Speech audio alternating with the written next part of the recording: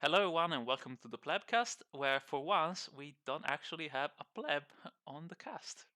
Here joining us to discuss the LPL playoffs is Munchables, esteemed caster of the English LPL. Thank you for joining us, Munch. Do we even need to introduce him? I'm still a pleb deep down.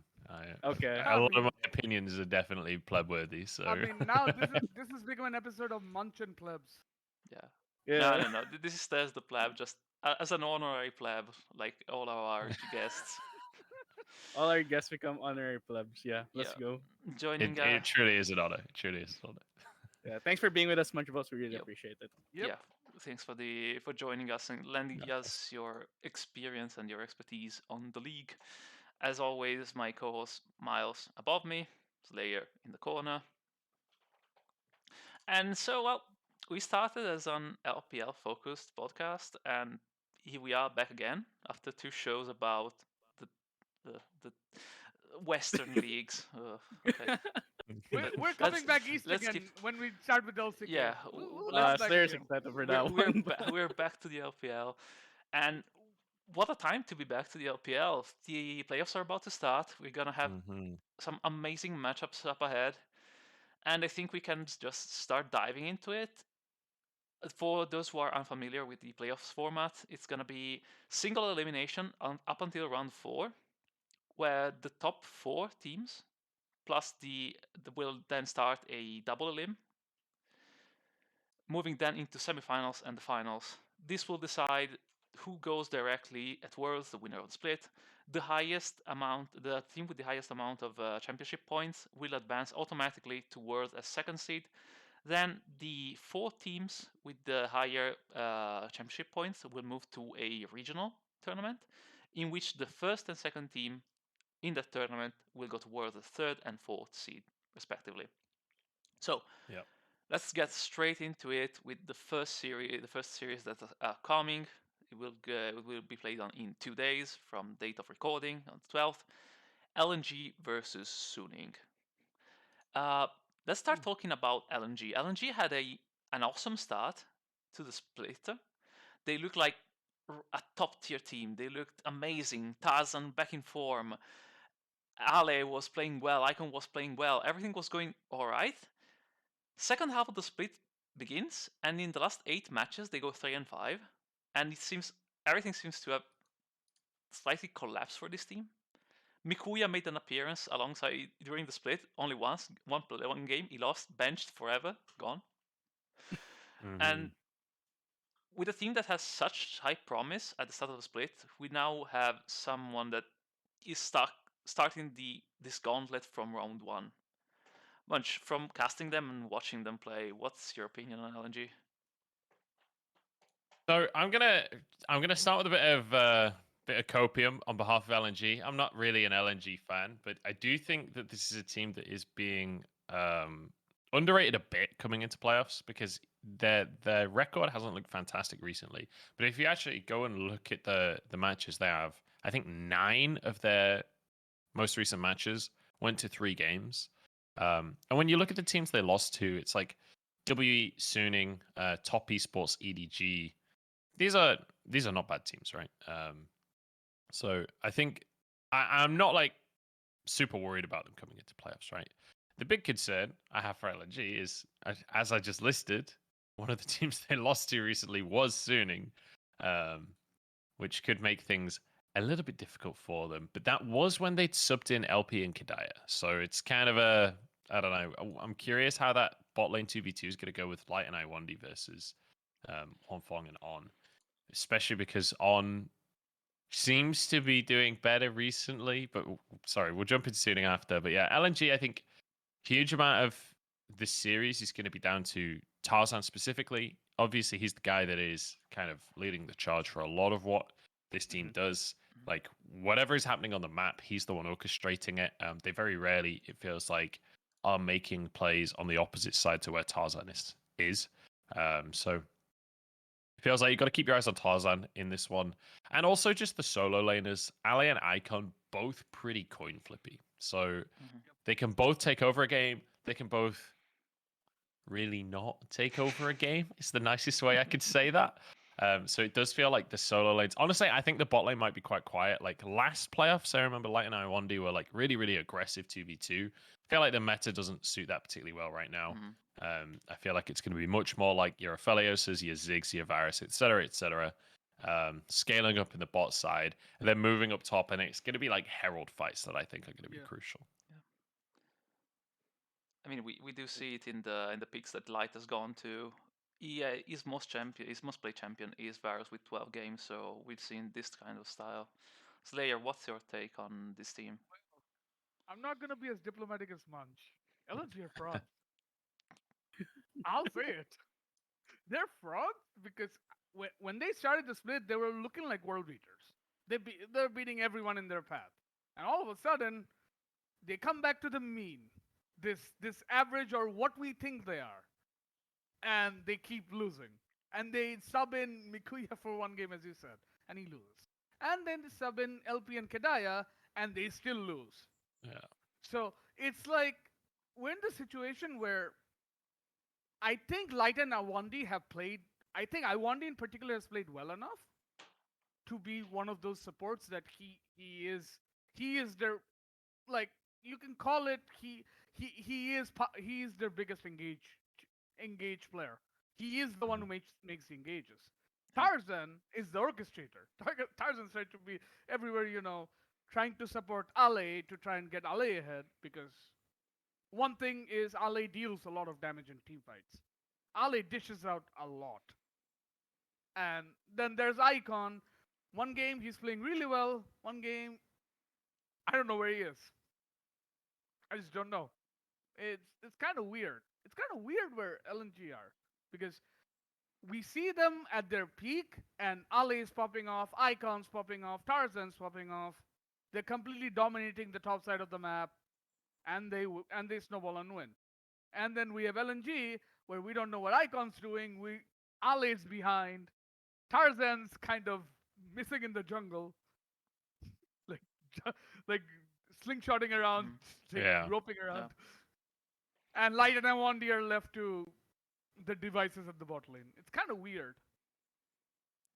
I mean, like, I also kind of don't know what to think about LNG, since as a team they did do better technically the summer split than they did in the last split, where they also kind of had a similar approach where they were really good at the start, then they started to fall off. At least this time they were able to secure like eight place for themselves instead of 10th place in the last one. Yep. So there is some marked improvement. Is it gonna be enough to get a deep run in the playoffs? I don't think so. Yeah, I mean they're still starting in the same round, right? This is changed, but ultimately you're in the same round of playoffs. I mean, I do have a question for you. Like, do you think LNG starts off well and just teeters off because teams figured them out or something? Like, well, I think it's a combination of factors because the meta changed pretty significantly across this split as well. So clearly, it doesn't feel like they're as comfortable with the meta how it is right now. But I do also think that other teams in the region got significantly better, and I'm not sure that LNG did, right? Where when you look at, I mean, pretty much all of our top teams in spring versus in summer, I feel like there is dramatic improvement across the board. And like genuine, the vibe that I remember from spring was, Christ, all of our teams kind of suck now. Like that was like the before playoffs, that was the feeling in the LPL. And to be honest, that was the feeling in the world. Like LEC felt the same, LCK felt the same, etc. So I do feel like the rest of the pack has got significantly better, and LNG is kind of like behind a little bit there. But I will say that there's a caveat to this, because there are certain games where LNG do look really good. And it's mostly when Tarzan gets something that's really proactive in the early game and he can individually take over the early game. Because if you look at them statistically, every time they've had Xin Zhao, which is 7 times, is his most played jungler, 100% win rate. If he can get Xin Zhao, he will take over the game, which is amazing, right? Because I mean, it's convenient that happens to be the best jungler on the patch, so every team is going to ban it. It's not actually useful for playoffs because it will be banned pretty much 100% of the time. But it shows that when he has a pick that he can take over the game on, he will take over the game. It's surprising to me that his Lee Sin doesn't feel as potent. It doesn't feel like he can carry on the Lee Sin in the same way. So my big question, honestly, for LNG going into playoffs is, do they have other picks that Tarzan can have that level of agency and can have that level of control in the fights and actually take over the game? If they do, if they can find some picks like that and rally around Tarzan, things like when the meta revolved around Diana and Rumble, this team looked really good because Tarzan was the carry, right? Tarzan had all the damage. Tarzan had the big game-changing ultimates, and Xin Zhao can kind of had the same level of influence, but stuff like Olaf can work in that way, but only if the whole composition is built around it. And there's a lot of picks in the meta right now that are like, it can happen, but it still requires a bit more from your team. Whereas, Xin Zhao, you just run away with it. You get a kill early, you just kill everyone. Yeah. So I don't know. We'll see if they have other options. If they like Viego is one of the picks that I think we will see a lot more from LNG across playoffs. I don't know if Tarzan likes it. He's played it 3 times. It's not been his best pick, but that could be a really good option as in terms of a jungler that can take over the game. And I think that is really the win condition for LNG. I think in the recent patches across the board on any region we'll see more Viego jungle because of the changes. Yeah. Like Viego lane got hammered. I mean we already are seeing that, right? Yeah, it got hammered to hell. Like there's no healing and laning anymore. So you're all so they buffed up jungle healing while they nerfed lane healing. So it's like all Viego is good for now with the sustain and everything is in the jungle. Yeah. To be honest, he comes in, he just kind of cleans up everything. Yeah. I mean, one fun pick that Tarzan has busted out sometimes, together with the Viego 3 times, is the Zac, which I think might be an avenue for them to play, like to enable Ale to play those carries that he likes. Because let's be real, Ale has not been much of a bruiser player; he has been more of the carry player. He's played the Camille's, the Akalis, the Gwens, the Viegos, the Jacks a fair amount as well. So we will see. And going from a jungler that didn't have much of an impact on Lee Sin to someone who has been spamming Lee Sin non-stop, let's talk about Suning and SOFM. Suning is a team that I had a little faith about in spring, and I felt like they have improved over time, especially with On. The addition, changing Zodat with On seemed to have throughout most of the team dynamics that they had at Worlds last year, and the team looked, let's face it, they looked really much a worse iteration of Suning. But as you said, On has improved over time. He has become more and more reliable. You still have One Fung, which is probably top 3 AD carry in the region. I feel like right now you can make a point for how One Fung being top 3 AD carry in the region. Definitely top 3 in my books. With Viper and there we go. How prestigious in Slayer's ranking he's top 3. And this is also gonna be an interesting matchup for me specifically because I wanna see the one thing I wanna start talking about this team and the matchup specifically, the top lane, because we have 2 players that really love carries, that really love these aggressive champions, that really love the Gwen, the Camille, and how they're gonna match against each other. Munch, what do you think of the Bin versus Ale matchup at Fireworks? In 5 words? No, I mean Fireworks. Oh, sorry. Fireworks. I was like, I've already used 3 of my words. Yeah, I mean, you hit the nail on the head with Gwen Camille. Like, both these guys really like scissors, I guess. The key thing to take away is that both of these players, really, really volatile players, right? They're both perfectly capable of going 6-0 in lane and taking over a game. They're both perfectly capable of going 0-6 in the lane and completely losing the game. As we talked about before with Tarzan playing things like the Zac to set up top lane, similar story with SOFM. We very rarely these days see SOFM playing towards the bot side of the map. He pretty much always plays up towards the top side. Guess what Angel's first pick is? It's Twisted Fate. they just love to play up towards top side, just gank bin over and over again. Honestly, the way that Suning plays often, it's kind of like a diet version of RNG, right? Where RNG like will send all 5 players to dive the top lane to get Xiaohu ahead. Whereas Suning, they're not quite as committed to that strategy every game, but still really, really like to play through the top side.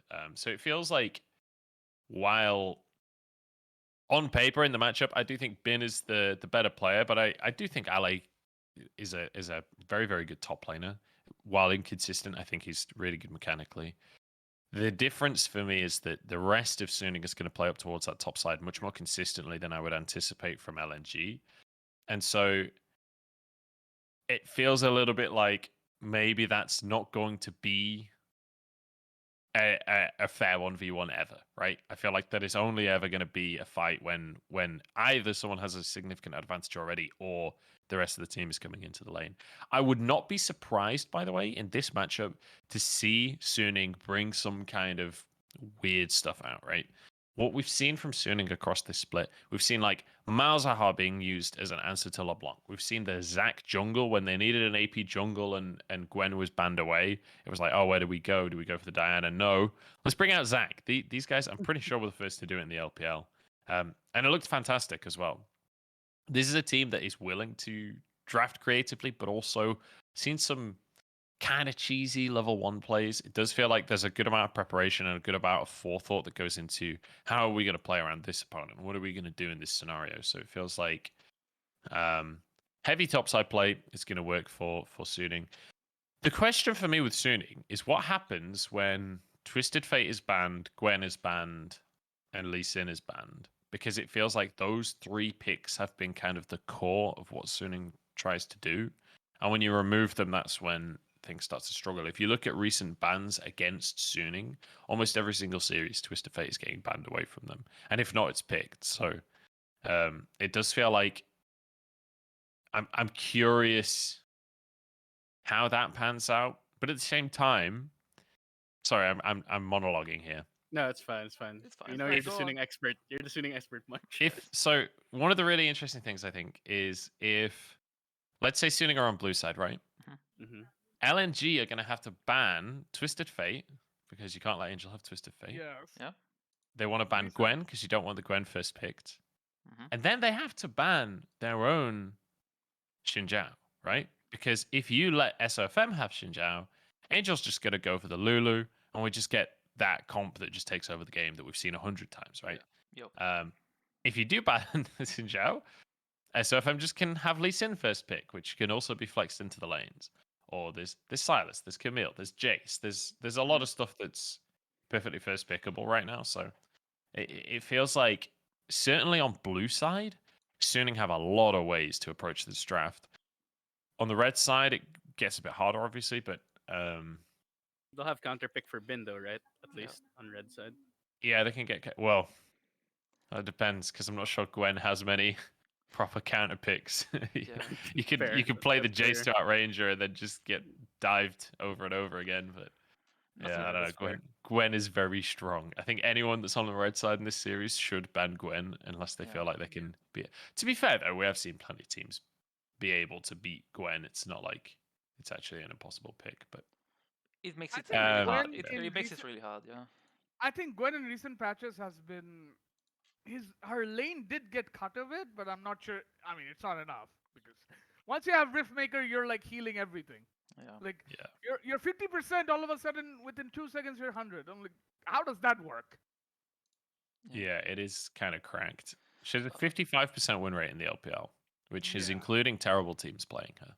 Yep. I mean, the interesting thing that works for Suning going into this match is the jungle meta has started. The jungle picks have been starting to open up a bit. You've seen a fair bit of the Zac, right? We've seen a fair bit of the Zac. And in some regions they're playing Sejuani. Yeah. I mean, We've seen Sejuani in LPL as well, Yeah. a yeah, tiny bit. yeah. It's like Tarzan played it once. yeah, Tarzan played it. Like if you pick if you have the right matchup and you pick Sejuani, like that's another avenue. Like SOFM's like, ooh, I got this, or maybe he goes back to Tank Rengar. Who knows? Yeah, or Kazakhs. Tank Rengar comes back. Tank Rengar comes back. Oh, please don't pick Kazakhs. Your Kazakhs was terrible, so please don't. Um, so, yeah. Okay. Mice? It's go on. Yeah, for me, I guess I don't know, the most interesting part of the matchup to me will be bot lane, Mhm. honestly, between Hanfang and Light, because looking at the game duration, right, or the average game duration for both teams, LNG and Suning are on the top end. They prefer to have long games where they get the late game, and the high ADC with the highest CS per minute is actually Huanfeng. So when it gets to those late game team fights where the ADCs are activated, ADCs they get to play the game at around 30 minutes plus when they have their items. It feels like Huan Fang will have a lot more resources to be able to carry any team fight than Light. Plus, well, Huan Fang's better positioning and all that stuff. So Mm-hmm. when it gets to that point, I think the guy we have to look for is Huan Fang. One a beast. Speaking Yeah, of there. It's a Wanfangs beast. and blue side bans, especially against Suning, the one thing that also needs to be considered when going into a big ban phase is Wanfang, as shown, is Ziggs is really cracked. Like, is Ziggs is good. And especially because of his tendency to farm a lot and the tendency of the team to stall games, to give the carry a lot of the resources on the team, it's gonna be scary for LNG, especially because LNG, if we see again their most played AD carries, they have a lot of Ashe, they have a lot of Varus, they have a lot of Jinx, all immobile carries that a Ziggs bot lane can punish fairly easily. So that's also, I think, gonna be another important pick in the series, and one that is gonna make the bot lane matchup important. Because if Wanfang manages to get away with the Ziggs early and starts taking turrets over turret over turret, and Tarzan cannot prioritize the bot lane too much because he has to help Ale, otherwise SOFM and Bin will take over the game, plus Angel with the TF or other roaming picks. It's gonna be quite hard for LNG to actually put out all these fires around the map and get into a leading position. I mean, So for LNG, yeah, they have to give up. They have to give up something because they can't ban all of Suning's picks. Like we talked about the TF, the Gwen, the Lee Sin, and then there's the six. You have to give up one of these. The question, like, and if your bot lane is going to be a situation that they can't deal with the Ziggs, then I think what LNG should do is ban the Ziggs. Like, probably. Yeah. let the Lee Sin through or let the Gwen through. Like, figure something out in that respect. You're stuck between a rock and a hard place Yeah. basically when fighting Yeah. against that kind of draft. Yeah, it is kind of hard. So overall, we've highlighted the strengths and the core points of each team. So who do you think is gonna take the series? I'm gonna say I have a Suning 3-1.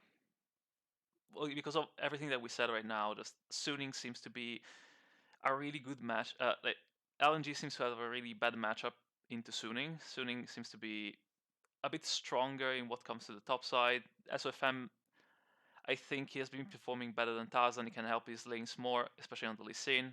Angel can help both lanes snowball with the picks he goes through for, or even just pick a supportive mid laner and help SOFM on a carry like as a Xin Zhao. And I do, let's be real, I do prefer Juan Fanganon to Light and Iwandi in general, both for the picks they play and how they play. So I have a 3-1 suiting. Munch? Yeah, I think 3-1 Suning is pretty reasonable. I just think that LNG are pretty predictable, pretty readable, and I think Suning have shown that they're excellent at dealing with teams that are predictable. They're excellent at pre-preparing a strategy that works against a certain team. I don't feel like we've seen a huge amount of depth from LNG across the course of this split. I feel like Suning's preparation will be fantastic, and I feel like Suning are far more flexible than a lot of the other teams. Like when you look at how many picks Angel has taken to the mid lane, like he'll pick literally anything. Um, True. and it's a similar story for Huanfeng. While it's not as many picks, like he has, what is it, 8 different AD carries that he's played 3 or more times. Yeah. Like most AD carries in the league have played one pick 13 times at this point. He's just played a lot of different picks. So I feel like this is a very flexible team. feel like On has really come into his own this split. Certainly not one of the best supports in the league, but a lot better than he was. It feels like the coordination and the shot calling is far better. This team always gets better towards the end of the year. We're at the end of the year. We're heading into playoffs. Preparation will be great. The flexibility is great. I think it's an easy win for Suiting here. Let's go. Slayer? Okay. 3-0. Suning. Suning 3-0, okay. Yep. I like for most of the points Munch said, LNG is predictable. Suning ramps up at the end. Some would say On has turned on. Sorry for the pun. Sorry. I mean, he has turned on. But it's like Huangfeng and On have been fairly consistent for most of the split, and they've actually played much better as the split has gone on. And you have Angel and Icon. Angel's pool of ocean versus Icons.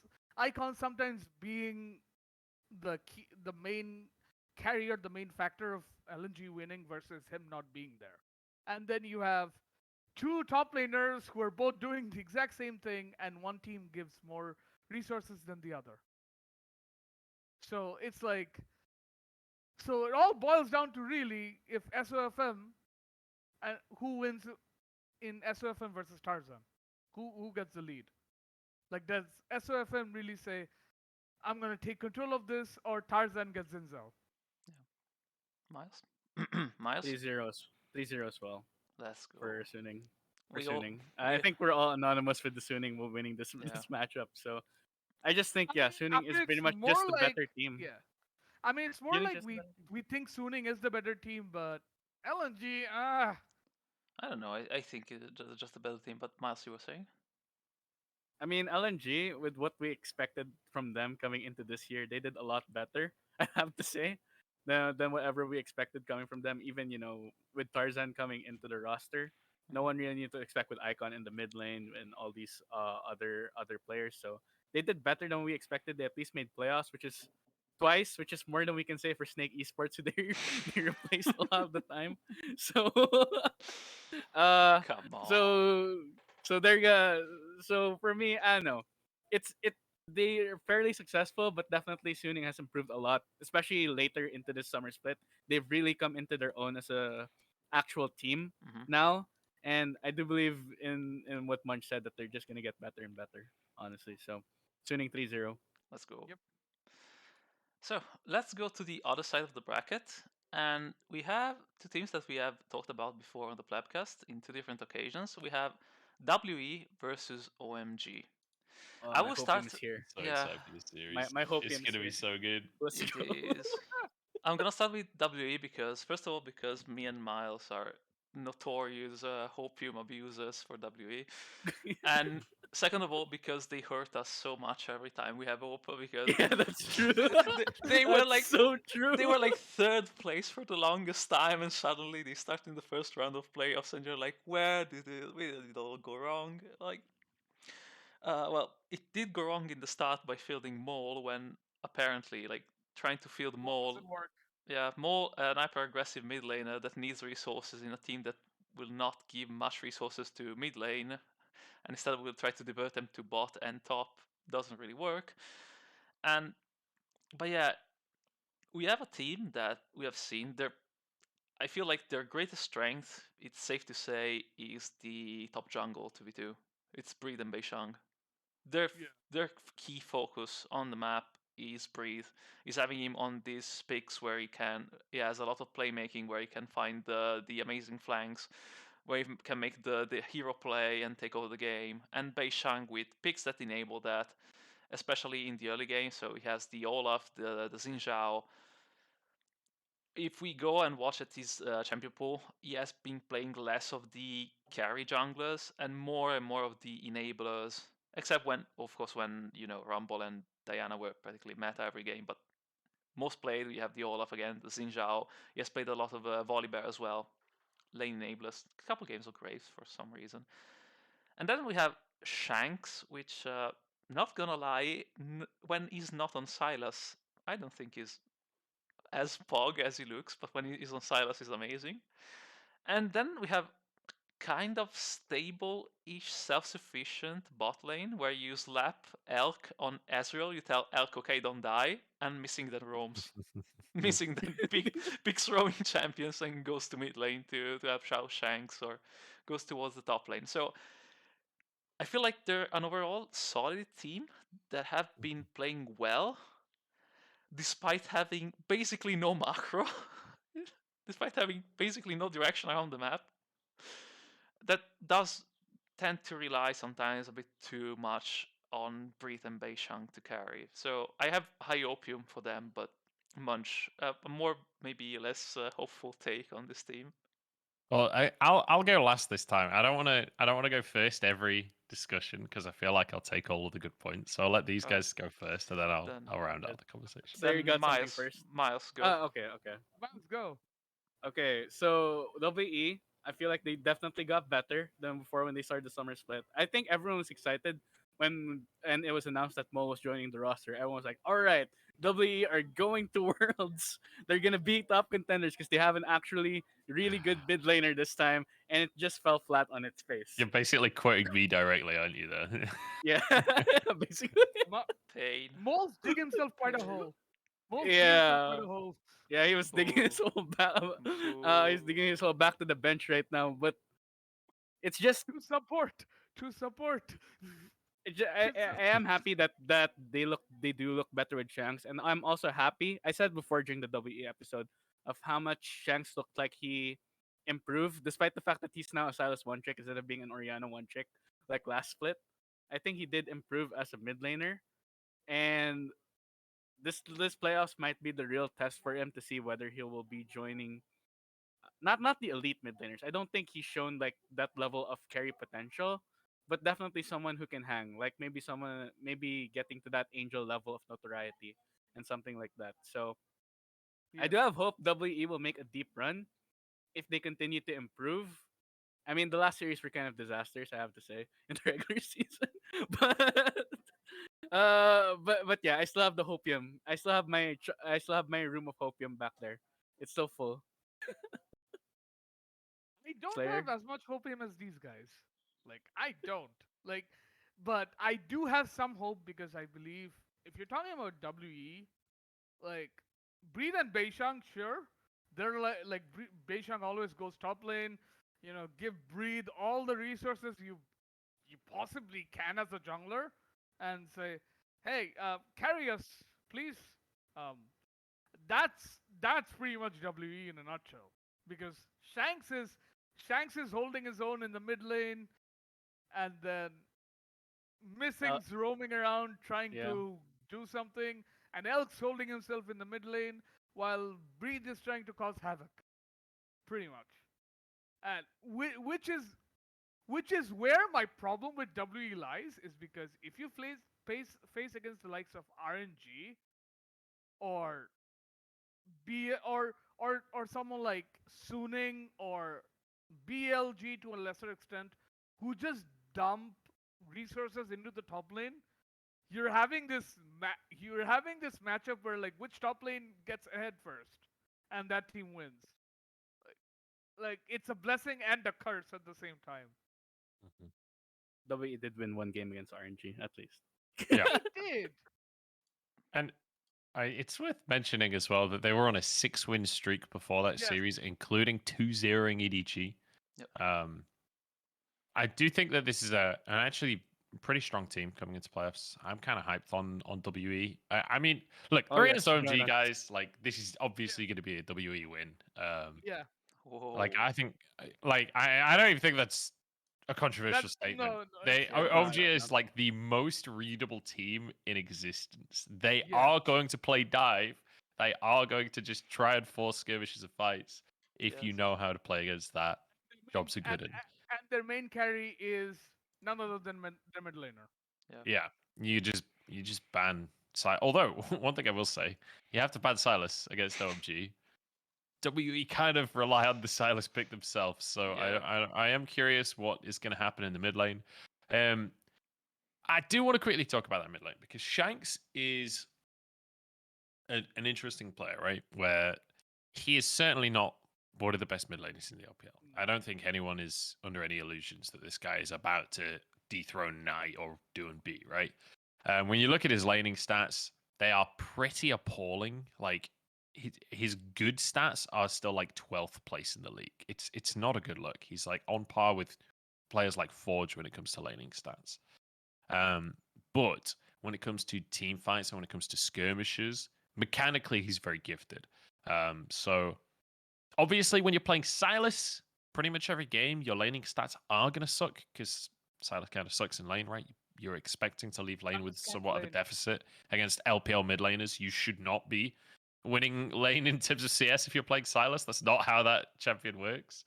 But definitely looking towards like the team fights and the skirmishes for my brain's just gone blank for Shanks. When it comes to the rest of the map, though, this team is still the same bloody team. Like, when you think back to 2020, when it was Teachamar and Morgan, what was the ultimate, like, MO? It was that mid lane is probably going to lose lane, top lane is probably going to lose lane, but they're both going to TP to the bot lane. We're going to have a massive fight over Dragon. If we win the fight, we win the game. If we lose the fight, we lose the game, right? That was like WE in a nutshell in 2020. Oh god, yes. We moved to 2021. We now have a super competent top laner. Suddenly there are two lanes that we can play through. We still essentially have Teachamar in the mid lane, right? In Shanks. He doesn't play the same champions as Teachamar, but he still loses lane every game pretty much. He is just going to be a team fight tool. It's kind of like having Cryon on your team, right? If you think about it, instead of it being like, I think a lot of people think about League of Legends like, oh, this team doesn't have literally the ultimate carry player in every single role, therefore they're a bad team. It's not how it works, especially in LPL when it's all about skirmishing. You don't need a carry in every single role. They can play through top lane. They can play through bot lane. We've seen them mostly playing through top lane, but we have seen a couple of games where they've played through Elk. It feels like if you think about Shanks the same way that you would think about Cryon, where you don't expect him to win lane, you don't rely on him winning lane, and you get him playing through top, get him playing through bot, get him and Beisheng to link up as a duo and roam together. That's when this team will succeed. And when it comes to team things like fighting for Rift Heralds, that's where this team really comes into its own. So I feel like this is a team that a lot of people will look at that mid lane and use that as a reason as to why this team isn't going to succeed. I would flip that around and say that the way that they choose to play the mid lane is a reason that they will succeed instead. So this is actually a team I'm pretty hyped on. The bot lane, again, same as they were last year, really. Kind of inconsistent, but when they're good, they're great. But now they have Breathe in the top side. He's an absolute god. Beisheng, I still believe, is one of the better junglers in the entire league. I think the top side can carry this, and I think the rest of the team can play facilitator roles towards that. Yeah. I think one thing I want to point out on what Munch said, like it's pretty much indicative of how WE play based on their mid lane, because when they were playing Mole, they were losing, like almost all the time. And all of a sudden, Shanks comes in and they're different. Like one player makes a whole lot of difference apparently. So it's like, yeah, no, it's seriously like most a better player than Shanks individually. And all of a sudden, you plug in Shanks and they're on a 6-win winning streak all of a sudden. Like, how does that work? It works because, as Munch said, and it's something I think needs to be highlighted, and in general, when it comes to Pro League, I feel like over the years we've reached a point in professional League of Legends where having a team with a structure that works for the players you have is way more important than adapting to the meta or trying to find a style that is correct in general. Like we've seen it at MSI most recently when comparing different regions. We had a team that is a bit of an anomaly when you compare several top tier teams in different regions with RNG that play extremely heavily towards their top side. Like pretty much all the gold goes into and their damage goes to Xiaohu, and they managed to make it work despite not pivoting towards what the meta called for was right. And now a lot of teams that we see in the LPL follow the same method. Let's say they have found a formula that works for them. They work through it, even though they have, I don't know, speaking for WE, Shanks loses lane, it's fine. It's gonna be useful in team fights. We're gonna adapt to the situation, use our strengths, and use them to win. And I think this is extremely important when talking about teams. And speaking about teams that instead play through mid and heavily through mid, At one point, Vash, before you continue, it's not just the LPL that's been seeing their own style in play.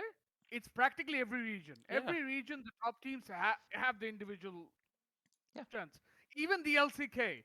It's funny to say, even the LCK, the teams at the top are the teams that have their own style as opposed to the right way of playing League of Legends. Go on. Okay, I want to add one more thing. yeah, Then Mas? this might apply to almost a lot of the other teams in the LPL because a lot of the teams tend to play towards the top side nowadays. I Yep. mean, we can list a few like WE, BLG, RNG, of course. And Running. the meta is developing in a way that really facilitates that kind of play with the bot lane going for the Ashes, for going for the Varus and stuff like that. So Yep. I definitely do like WE's chances this time around in playoffs because of that Let's go. and the way the meta is shaping around them right now. I You just kind of want the reliable ADCs, you know? God. Yeah. I just want to add on to that point. Mhm. Isn't it funny how back in spring everyone was kind of ragging on RNG, how they only ever played through Xiaohu. That was the one strategy they could play, and you could just easily play around that. And if you could figure out how to beat top, Lord. then you would win the game. They win MSI. Look what the meta is now. Just play through top. Everyone that's good just plays through top. RNG literally just destroyed everyone in the world and went, "This is how you play League of Legends today." All right, everyone listening, this is how you play League of Legends, and everyone was like, "Oh, okay." What else could get them? Sorry. Like RNG literally defined this meta. It's hilarious to me. Yeah. And then you have the EDGs in the world that say, no, we play through bot lane. We have Viper carry us. I mean, there's We'll like probably say Longshing it that later. does that. There's EDG. Who else? Yeah. In LEC, I don't know. Rogue. They play through Rogue. bot too, right? Rogue, LEC, yeah. LEC, most teams play through mid. It's mid lane Exodia though. Yeah. It It's Okay, actually that's is. fair. mid lane Exodia. Well, Okay, that's fair. and speaking of mid lane Exodia, Cream. Hello, MG. That was a really good transition. Hello, Yeah, that was a MG. really Ah, good. there it is. There it is. That's I- the magic. Somehow that happens, Man, man. Somehow. I still have so much hope for this team, but I feel like it's kind of a cursed matchup they got into WE You're the because only one. You're the only one look, here. I don't know, I just appreciate how scrappy this team is. Like this feels like the old memes about LPL, how about they're fight all the time. And I mean, you look at their picks and you say, yeah, that's how they play. They have Cream on the mid lane, which is busting out the Yasuo's, sometimes the Victor for some reason that I hated, but Has been particularly successful. His yeah, but Akali. the Akali, the Silas, Aki, which has this extreme predilection for Xin Zhao above everything else regarding picks, a scrappy top laner, new, and then they have Abel, who's gonna. You know what? He looked at the Ezreal picks and he said, "No, I don't want no safe ass AD carry. I'm gonna play Kai'Sa and Aphelios, and I'm gonna go in team fight, kill everyone with white red gun, and pray for the best." I mean, He, Aphelios is quite safe though too, right? Aphelios is safe when you play around comms that dive you, and there's not a lot of teams that play comms that outrange. I guess I mean, RNG would be the one that just plays Jace Varus and says, "Okay, nice Aphelios you got there. We're just gonna poke him to 10 HP from 3 kilometers away." I But mean, that's fun, why Varus is successful when he has a poke buddy. yeah. But They need a you were poke good. buddy. You were saying, Miles. Go on. wait, I forgot what I was saying actually, but Got gosh dang I, it. mean, I think, I think, I think, Oh I think I no. feel. It wasn't a Aphelios point where I think that Aphelios is one of those ADCs that can be played aggressive or passive, Mhm. depending on how you want to play. Kind of like Ezreal too, if you want. Yeah. So yeah, that's the Depends if versatility you that you jack get it up. from the term. Yeah, if you're Jackalope, makes everything Or if you have aggressive. Thresh. Or if you have Thresh. You know, Yeah. Thresh works. Yeah, but despite that, like this team especially has not paired the Aphelios with Thresh all that much. They are just they like if you go look at Cold, ES said, okay, I don't really like defensive support. Let me just go Leona Rel Nautilus. So let's go in. And yeah, this is a team that I think is, as Munch said, probably not gonna win this game. It's really hard for them. New really isn't the best top laner in the world. Aki has been struggling a tad from time to time. They really need Cream to snowball ahead, which I think I guess it can happen against Shanks, but Mm. the whole system of the team might struggle. Yeah. What do you think, Slayer? Oh well, interestingly, this is where I think OMG's problem lies. It's like, who gaps who more? Does Cream gap Shanks more, or does Breathe gap Mew more? Because if Breathe gets ahead, oh my word, like where are you going anymore? Because it's like you're, it's like Shanks is so reliable because he's like as Munt said, Shanks' laning stats are appalling. But Shanks is not going to lose so hard that he's irrelevant. And all of a sudden, you have New, who you can just completely make him irrelevant because Breed is like, oh, well, I'm going to play Gwen and I'm going to completely dive you all the time with my buddy Beishang here. It's like, it's kind of, Mm. I don't know where you go with this. Like, it's kind of weird. Yeah. Yeah. If to add on to that, OMG are way too over dependent on Cream. I'll just put it that way. He has the biggest Yep. out of all mid laners. He has the biggest damage share on his team, and he has the highest skill participation. Now, basically, they expect Cream to do everything for his team. He needs to be there for the skirmishes. He needs to be the one doing the damage. He has to be the real playmaker for the team. And this guy's a rookie, and it's amazing that he's able to do this so far on OMG. But it's definitely not going to be enough when you're Yeah. facing against the upper echelon of the LPL. I'm happy for OMG that they're finding the success, of course, but Mm. they need better players, as they said. I To don't put it think they in a need better players. So, I don't think they need better players, right? Munchcon. so I think there's a part of the conversation we've not really talked about enough here, and that's Abel. I don't think that OMG is just about Cream. I think Abel is actually a pretty underrated AD carry in the league right now. Um, Also, one thing I really like about Abel is he is really stubborn. He does not give a single monkey's what the meta is. He's gonna play Kai'Sa. Yeah. Kai'Sa is not a pick that's played by basically anyone else anymore. He's still more than willing to pick the Kai'Sa. And the reason I want to highlight this is not just because I want to tease him. Kai'Sa has an incredibly good matchup against Ezreal. Guess what WE love to pick every single game? Ezreal. The second that the supports roam up topside at 8 minutes to try and contest a Herald, we have both of our AD carries in the bot lane. If Abel lands W onto Elk, there is solo kill potential there. You can just solo kill an Ezreal as Kai'Sa, especially when you get I think it's when you have Gale Force and a serrated Dirk. Yeah. If you just land a W and get an isolated Q with Hail of Blades, you can literally 100-0 Ezreal. Like he doesn't get to do anything in response. So it's a really, really one-sided matchup in favor of Kai'Sa if you can find the windows to all in. So I do think that is a factor in this series. And let's be honest, Elk is not one of the players that is renowned for being the most consistent at playing super safe and respecting positioning perfectly and all of that, right? He's made these mistakes before. Yeah. So that's a window for OMG, I think. Also, obviously, Cream, like, I think Cream is just going to get banned out, is ultimately the problem for this team.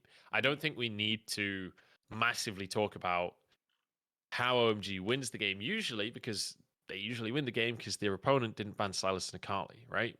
But if W just bans Silas and Akali, it feels like you're watching a totally different OMG. We see Cream on things like the Orianna, which has looked good sometimes. I mean, we saw the Diana Yasuo as well, which kind of had a couple of moments. But generally speaking, it feels like when Cream is taken off of his top picks, he really struggles. I don't think that this is a team that will be moving to the second round of playoffs, but I do think that this is a team that can significantly improve going into next year. Like, Yeah. I think the way to think about Cream right now is not like, oh, he needs to do well in playoffs or he's a bad mid laner. Because I think a lot of people, they're like, has this person won the most recent series they played? No? Okay, well, they're terrible then. Like, it's not how it works, guys. Yeah. His first split. It's his first split. Exactly, right? There's plenty of time for him to evolve as a player. Right now, we know he's mechanically incredibly talented. He's amazing if you get him on these assassins and bruisers. His Viego, his Akali, his Silas are all pretty great. The Viego not quite as good, but the Akali and the Silas certainly.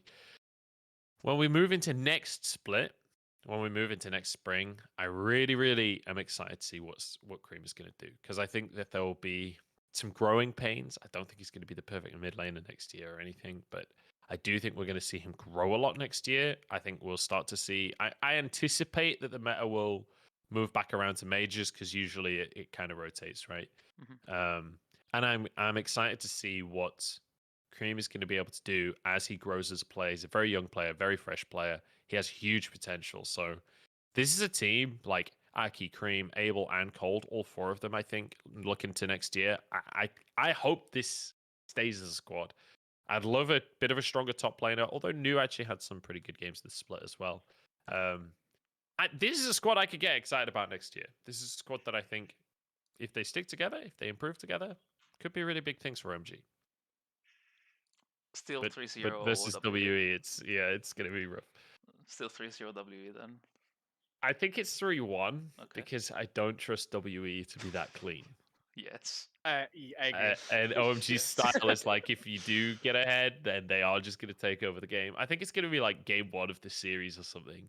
WE stupidly don't ban Akali or Silas or something like that. Cream takes over, OMG wins the game, and then they go, okay, fine, we'll ban them both, and then they win the series.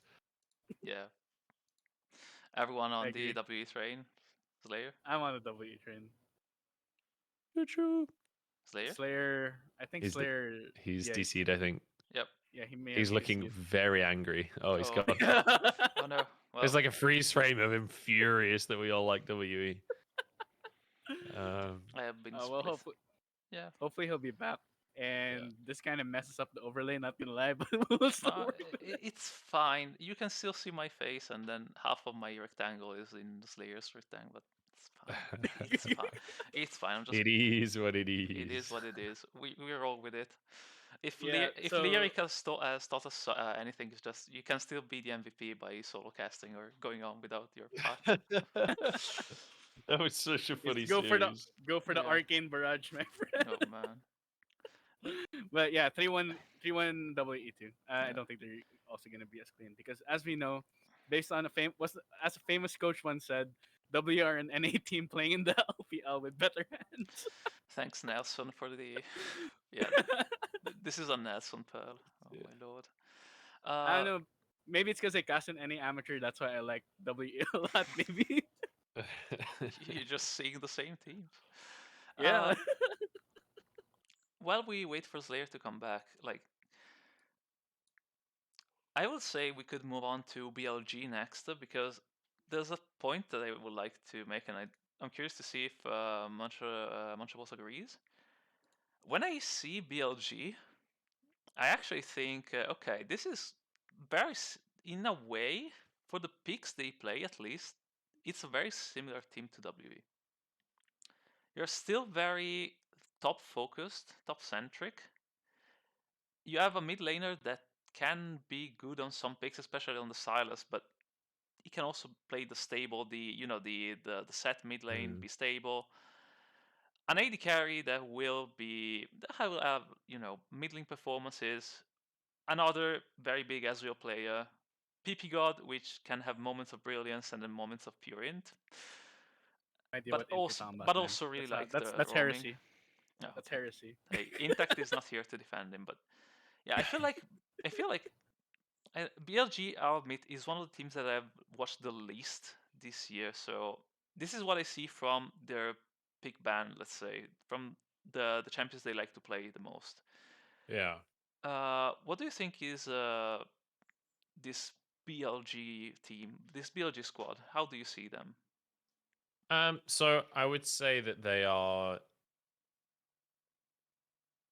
I don't know if I'd put them in the same boat as WE, right? Because they have. I think Zika is a much better mid laner than Shanks is. And while stylistically we have seen him playing a lot of Silas and like these bruises, right? His Lee Sin, his Viego. The series against RNG, he was playing Rise, weirdly. Like, for some reason, Rise became a massive priority in that series. I think the BLG have proven that they are quite an intelligent team. They're a very slow team. They don't play for just early scraps. They're more than happy to just scale up and play. Like, it's very clear that there is a Korean coach behind this team, right? When you look at how they play, you can just feel that it's Coach Kim, right? It like emanates from the gameplay. You have 2 Korean carries as well. Like this does feel somewhat like an LCK team. Obviously, they're in the LPL. They don't get to just play the super slow LCK style, but they do have like a very, I guess, defensive, way of playing the game, where it's much more about trying to respond to and deny the plays your opponent is making, as opposed to proactively go for your own plays in the early game, find advantages in the laning phase, like Bubu, for example. Very, very good in the lane. Often will find solo kills. Often will just completely gap his opponent. But it is that kind of coin flip, right? Where he plays these picks that quite often he can get gapped himself by some of the better top laners. But I do think like the fact that he's more than willing to bring out a Kennen versus the Gwen, I think it's a super underutilized matchup. It's very similar to the Jace where you just outrage the Gwen, right? She doesn't have many windows to all in you. And then the nice thing about the Kennen versus the Jace is with Jace, you misstep it, you step too far forwards. Gwen has a window to just all in and kill you. With Kennen, not really. She jumps forward, you just press R. Like, what's she gonna do? She's just stunned. Like, you just run away. It's fine. It feels like this is a team that is actually pretty flexible, surprisingly flexible. Way very much the core of this team in my mind, where it, like I said, it's all about denying your opponents, right? So I feel like Wei is in some ways kind of comparable to like 2020 Casa, where it's like he was moving around the map to put out fires, and it feels like that's what Wei does in this team, right? He's like, where is the enemy jungle going? I'm going to go, be there, make sure that they can't do anything, make sure that the enemy cannot get ahead of us. We'll be golden in the late game. We've got aiming and Zika scaling up. We'll win in the team fights. We'll win in the macro. So it feels like this is a team that doesn't really fit in with all of the other teams in the LPL. I'd say maybe EDG is probably the most similar team to them.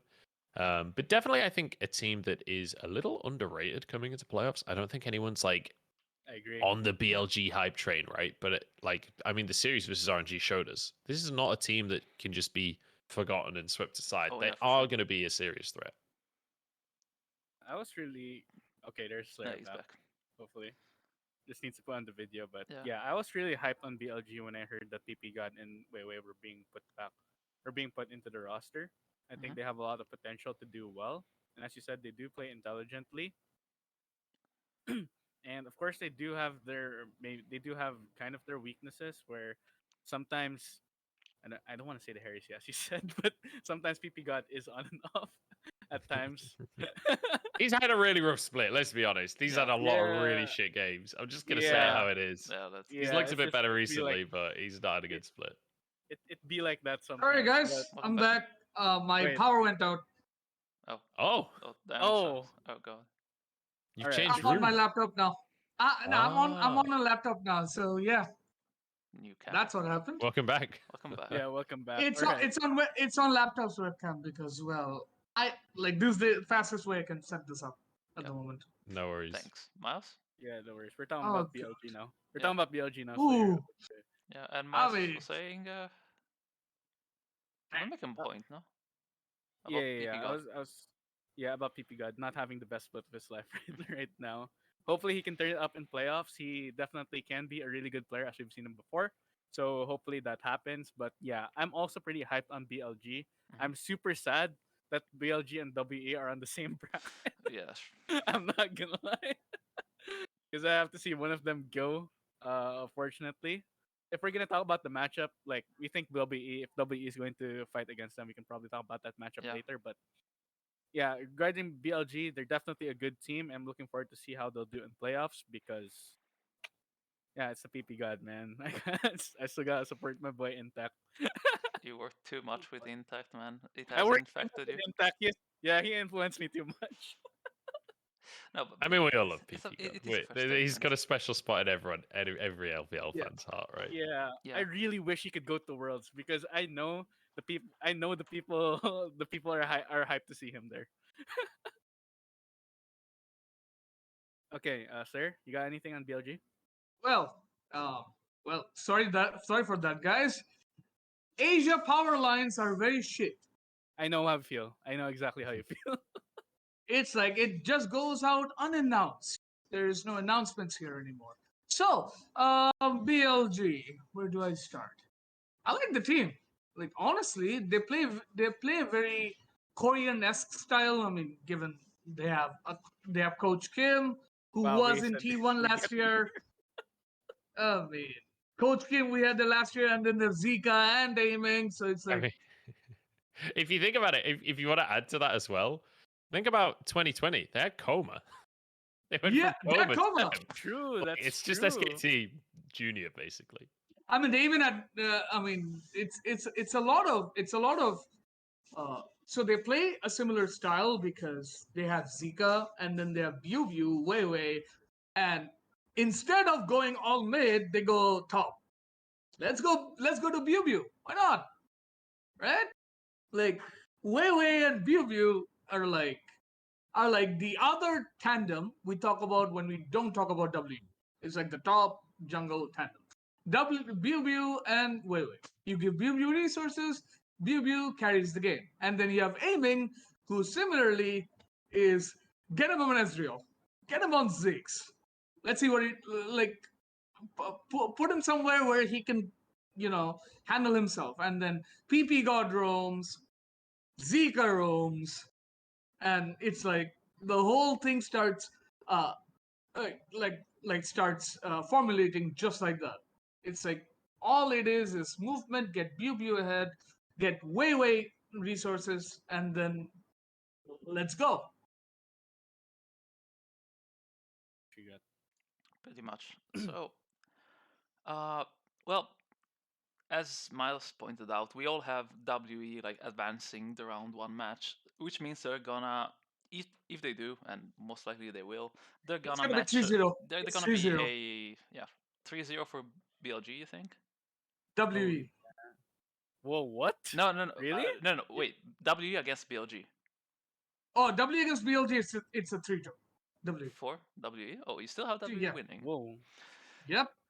I don't know. Like with the points that all of you guys have brought up, it starts to feel to me like BLG are a more solid version, more control version, and especially when WE we've said they have these struggles around macro play, around map movement.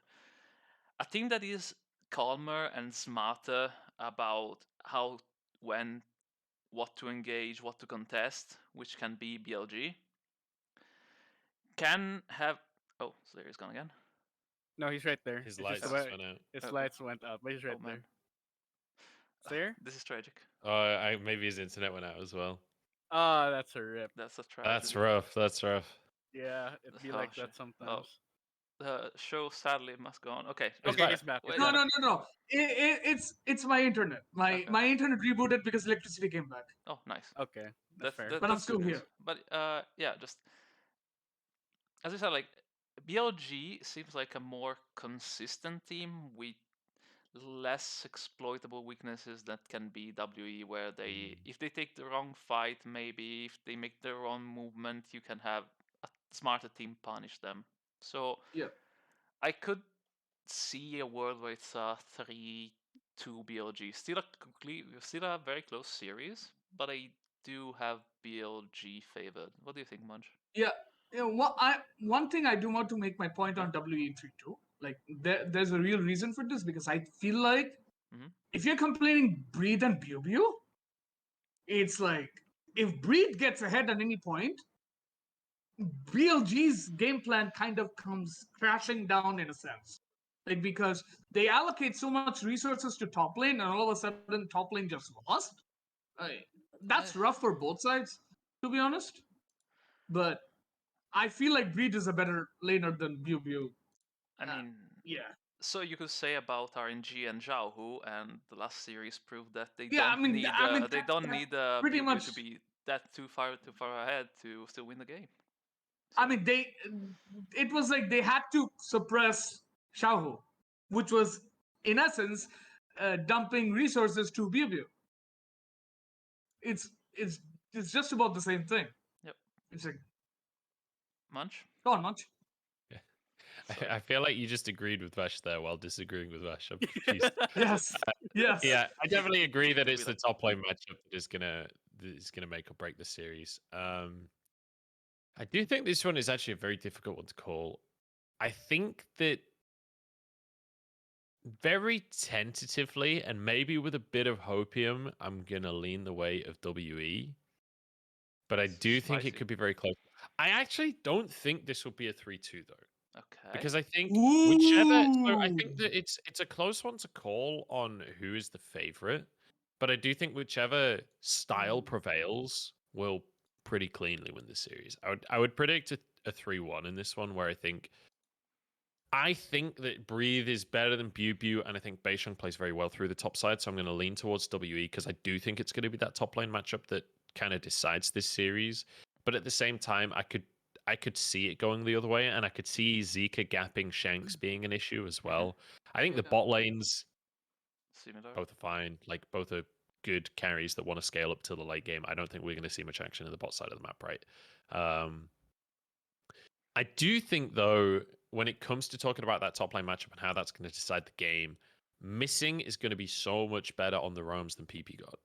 Like, I think Missing's map play is really, really underrated on this team. I think people see Missing make a few misplays in the laning phase, and they're like, oh, well, this guy's just washed.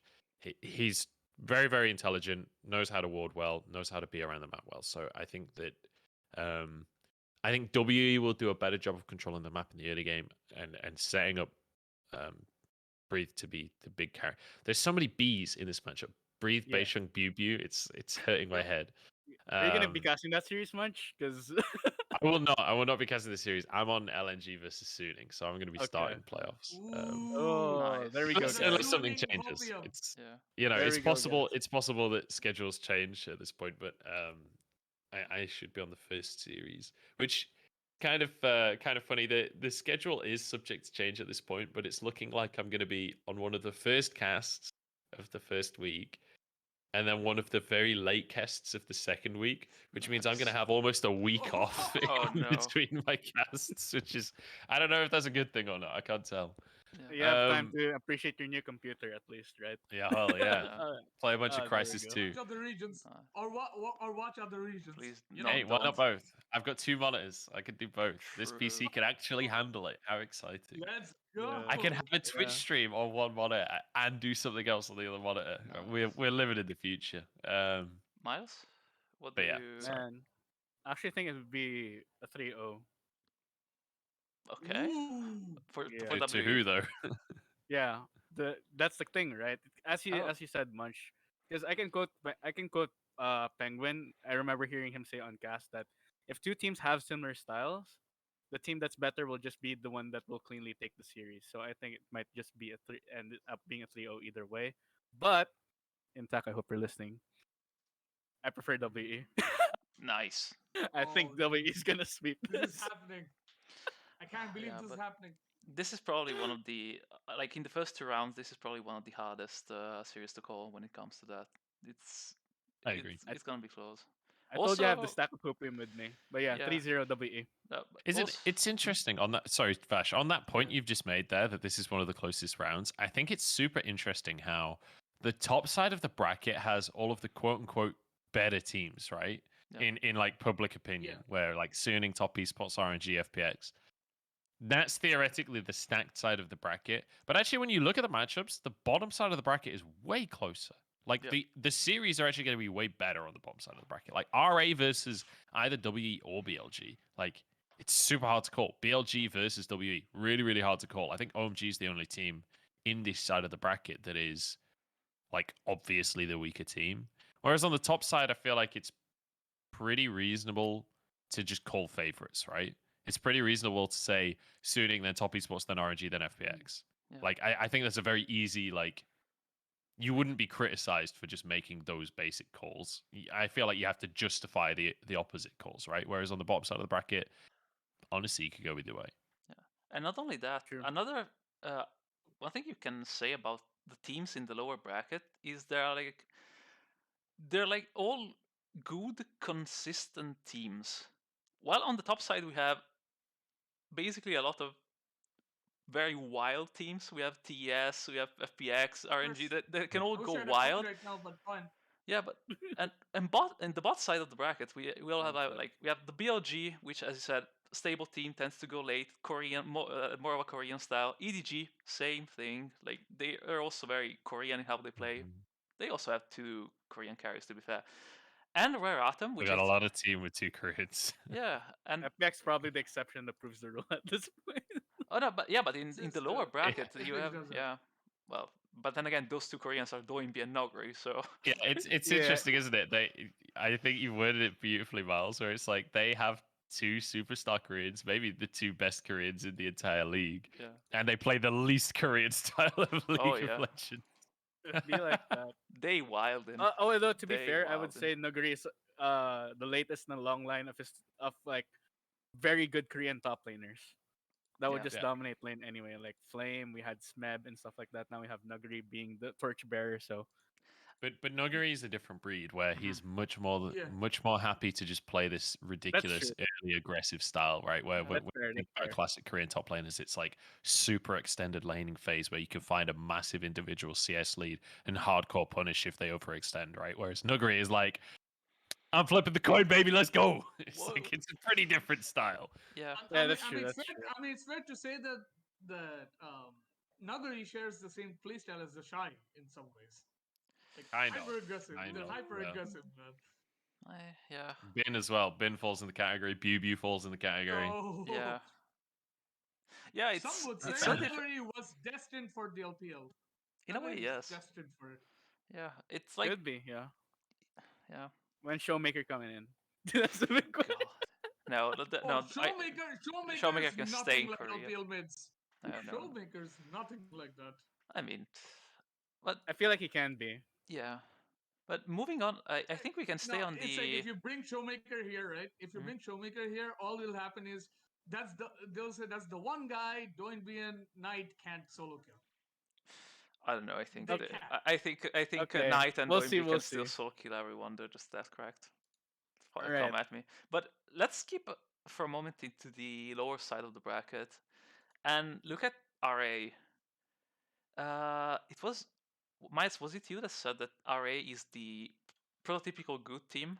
The gatekeepers, you call them, right? Yeah, I if you think, I yeah, think both of us yeah. said that. Both of Yeah. us said that. Munch said they were the gatekeepers, so Okay. I agree with that definitely. Like, I would describe RA as like if you have a dictionary that and there are the words "good team" in the dictionary, you would see RA right next to them, the picture of RA, the logo right there, because they are a good team. They will beat whoever's lower than them, but they will not beat whoever is higher than them. They won't punch above their weight, but they have good solid fundamentals. And they have Fofo, who's probably one of the best mid laners in the LPL right now, which allows them to do that. I think RA, to be honest, like as of being a good team, they beat anyone that is inconsistent. Anyone. Like, oh, you're inconsistent. Let me beat you. Let me beat you. Sure, I'll take it.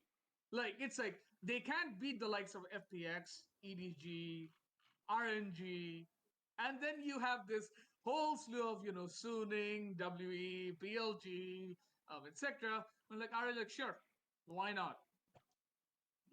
Let's crack that hammer because it's all about because they have this top laner who is the consistent weak side top laner, Q, and then they have Leanne who basically does what he needs, what he does, and then there's Fofo who's their absolute best player. Is going to be consistently good. Is going to be cracked at times and just will his team to a win.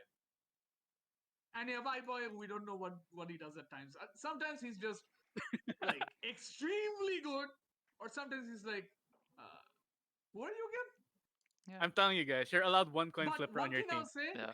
Hung has improved a lot. Hung has improved a lot. Hmm. Hung has severely improved himself. I feel like Yeah. also iBoy as well. Like we have seen him be much more coin flippy and have much more tragic positioning in past splits. I think he has become more of a reliable carry. What's your take on the team as a whole, Munch? Yeah, so I think RA, I think Miles nailed it really. That they are very much a gatekeeper team, super consistent across the board. I think Fofo is like the most. I think he's talked about a lot, and he's still the most underrated mid laner in the league. I think Fofo's big problem is that Do and B and Knight are just so cracked right now that you're always going to be overshadowed. But if you actually look at laning stats, he's one of the best in the league. Like to the point where CSD at 15, he is the best in the league. Multiple other stats, he's top of the table. Really, really, really strong laner. I cannot overstate how strong of a laner Fofo is. Maybe the best laner in the league, although Knight does exist. But I'm really excited. I really hope we get to see RA make top 4. Because if RA gets into double elim, then that means we get to see lots of Fofo versus Knight, Fofo versus Do and B. And then Fofo versus Scout. yes, Fofo versus Scout as well. I think that this is a team that not the most exciting team, not the flashiest team. That's okay. Every league needs to have some slower teams, right? This is a team that when they're ahead at 15 minutes, the big thing about R8 is that they're just going to gap you in lane. Like across the board, Hung and iBoy, very, very strong 2v2. Are they the best in the league? Probably not, but certainly up there. Certainly like top 4 in terms of 2v2.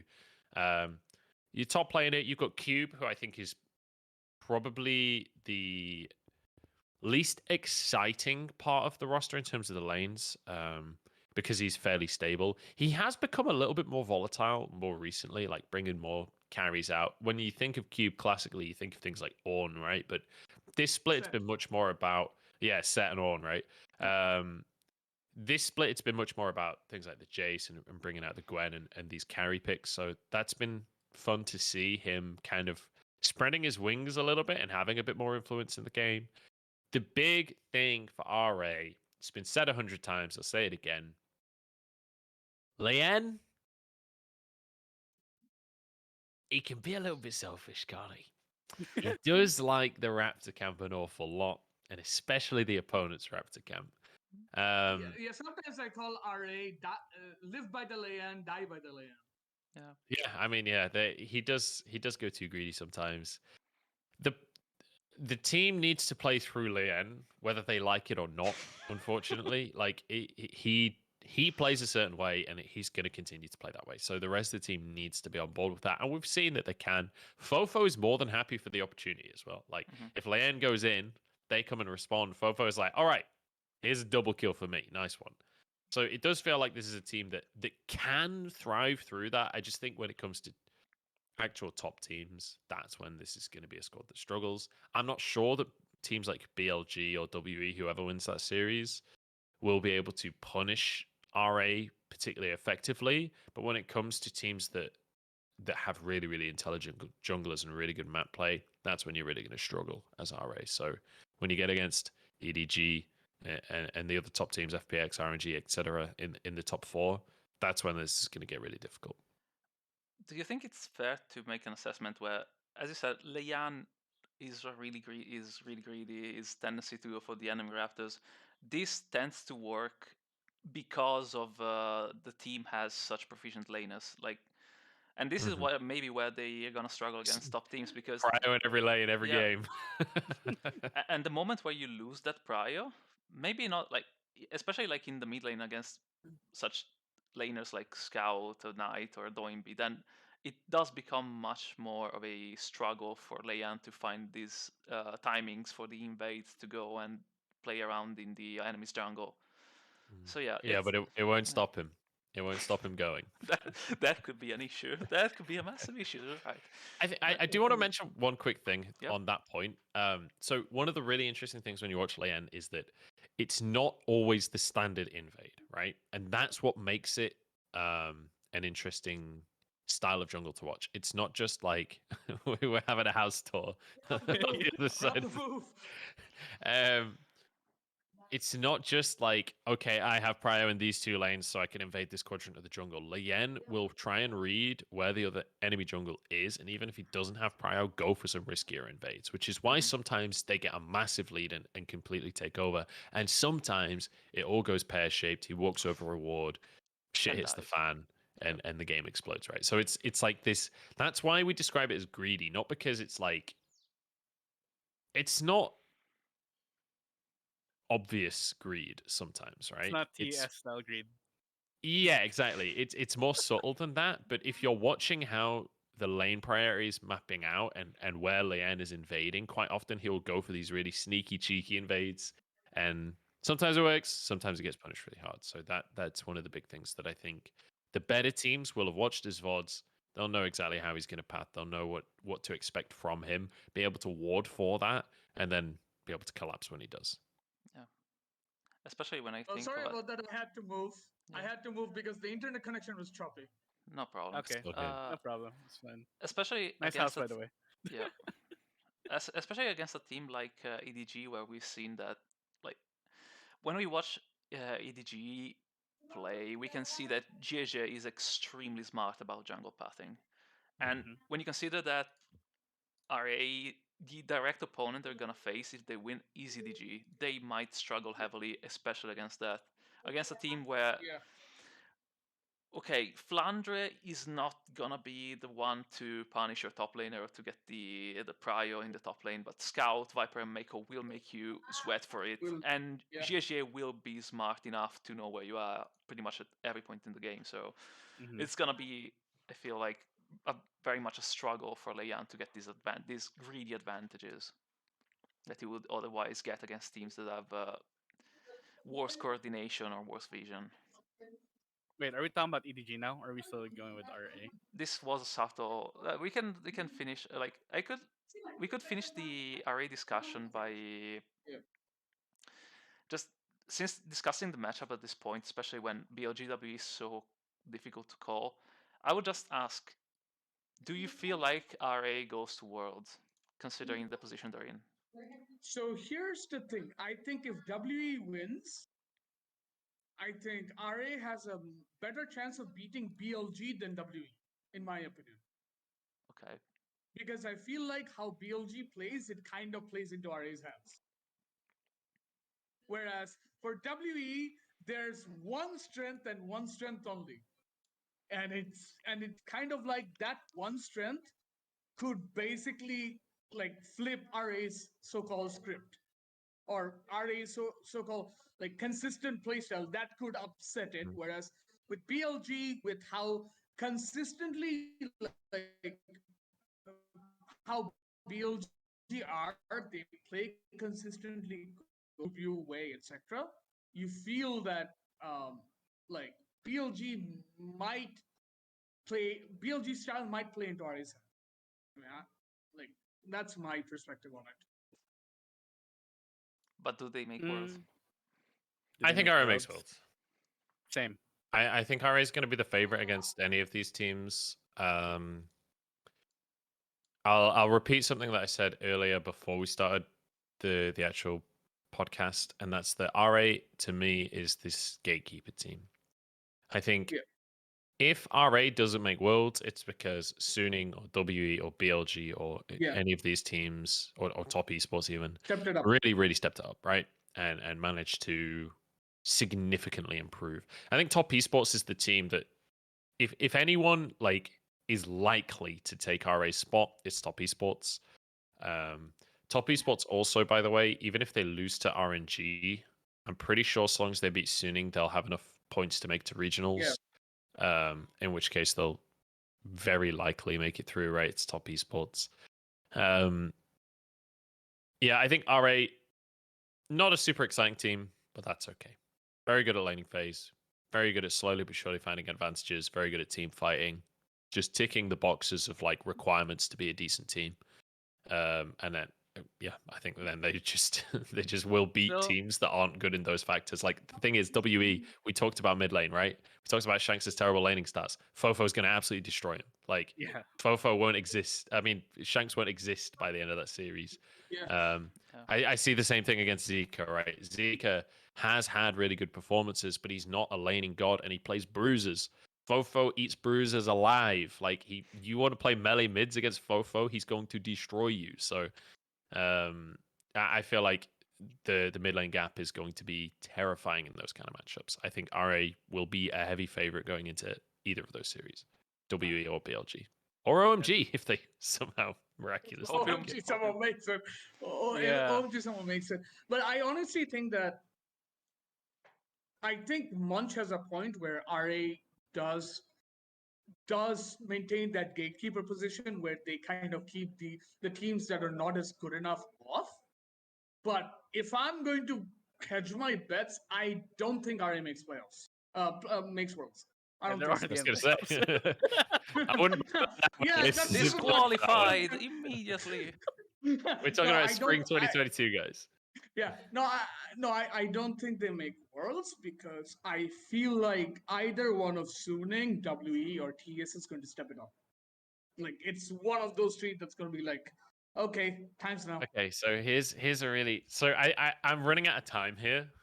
So I just want to throw an interesting idea to you guys and see what you say, right? Because I've been mulling this over in my head for the last couple of days. Oh, So exclusive, RA, guys. I actually think is one of the more comfortable teams with making it to Worlds, right? Yeah. I think RA and Top Esports are the two easiest predictions outside of FPX, RNG, EDG. Yep. Yeah.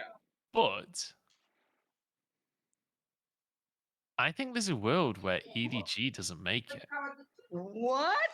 Yes, that's what I'm EDG talking in about. their recent series have looked a little bit Shaky. shaky. They haven't felt like they've got the same like So you're strength that they had saying later on. so you're Earlier saying on. they will lose Wait. to regionals. They will lose in regionals.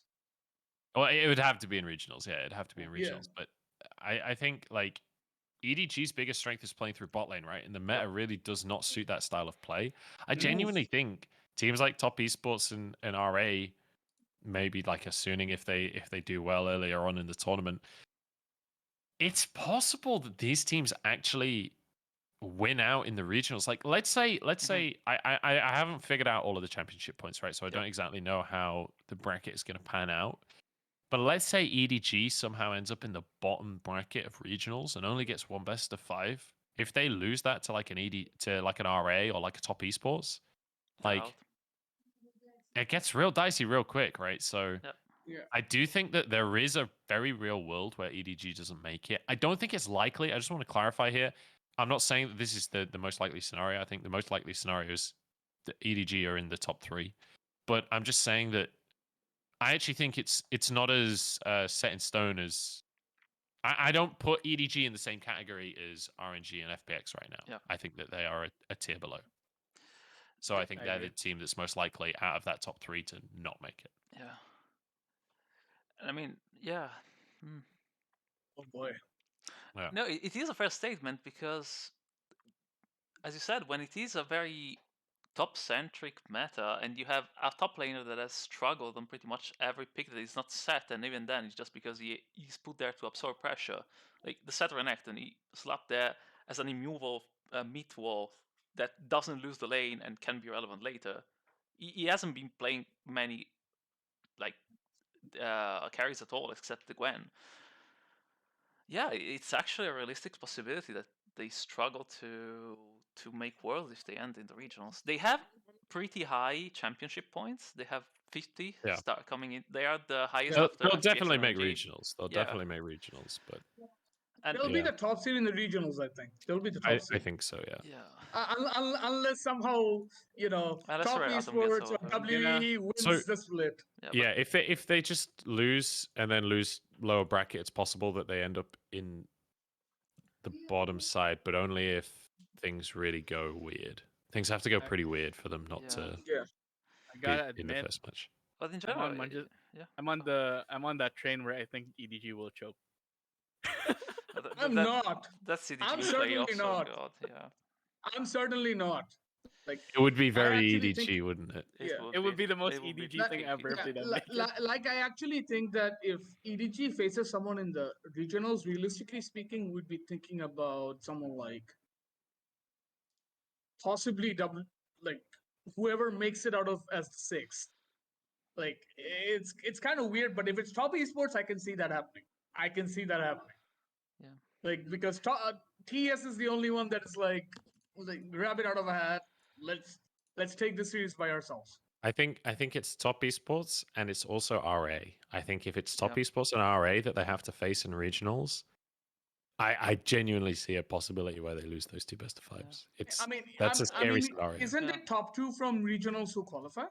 Yeah, but you still have So, to so play the way as it the works, yeah, the top two seeds play. Whoever wins goes to Worlds.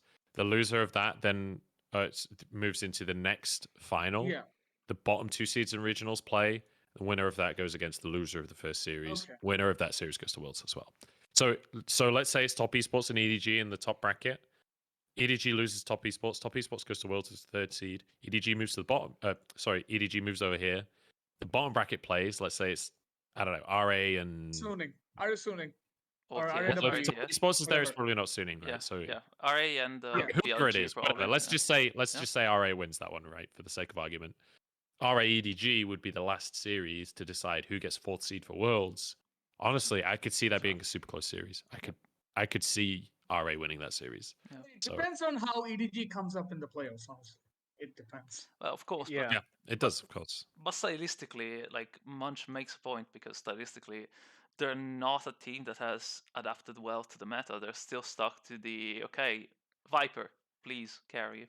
Viper, please do the big I mean, deeps. prep time matters too. They're gonna have prep time. Yeah, they're gonna they're be prepping for these teams. Sure, they're gonna be prepping, but it doesn't change the fact that Flandre still can be a liability in most games, and it can be the point of attack for a lot of teams that instead, like I don't know, Pull at out the, the Sejuani top, then just pull out the Sejuani top. yeah, Let's and do then that. 369 brings out the Jace and stomps his face and wins the game. Here's the point I want to add Go Mouse. to EDG. EDG, you guys may argue with me on this, but I don't think EDG has a clutch factor. Fair. I think Scout does. And Viper obviously does. I think Viper's going to be Viper and Scout fucking both insane. does. Here's my I thing think though. for EDG to Viper, not go to Slayer. Worlds. Wait a minute. Yeah, Go sorry. Miles. Here's the thing though. Viper has not one of the thing whenever I see Viper in playoffs, it just falls flat. Oof. That's the Okay. thing. Regular season Viper is really pog. We've seen him like do so much work. Even in Korea though, when he was in playoffs, Viper just fell flat. I mean, Scout is a really good player. We've seen him, especially against that game against TES, where he was absolutely trying his hardest to carry the game, and it just didn't work out. But I feel like the clutch factor for EDG just isn't enough when compared to teams with bigger peaks, like as you said, TES and stuff like that. I'm actually think going we to only- yeah, go on. after this I'm going to go through and I'm going to go look at Viper's history and check that, because if that's true, if it is like really good until playoffs and then chokes consistently, I'm definitely going to talk about that on the broadcast. Oh, there we go. Because Oh, then if he boy. does choke, shit, that's actually a very real thing. Like Yeah. choking in playoffs is a very real thing. That's not voodoo. That's a very real factor in competitive sports. I mean, so- to some for extent, sure. Knight did it at Worlds too last year. Knight kind of shrinked. Yeah, but it's a different kind of show. I feel like there's more context to that one, but well, Yeah. that's a whole can of worms. Hey, let's Thanks. Yeah. I mean, Let's he not go never there. won a playoffs. Like, but yeah, Munch, maybe you can confirm whether Viper is a choker or not with your research. But I think he kind of is personally. yeah, he can be. With what I've seen from him. So Yeah, I think EDG's fate depends on Scout. At this point, yes. Their Scout. clutch factor needs to be Scout. Possibly not on Azir. Please, not on Azir. Please don't play Azir in this meta, please. I still do think, like, regardless of previous stuff, I still have faith that Viper will be exceptional. I think he's such a good player, honestly. Like, Yeah. he's the best AD carry in the league, like, by a margin. It's not even Wild. close, honestly. Like, he's so incredibly good. So I think I know. that will that's matter. what- My only concern is that AD carry really isn't your primary carry right now.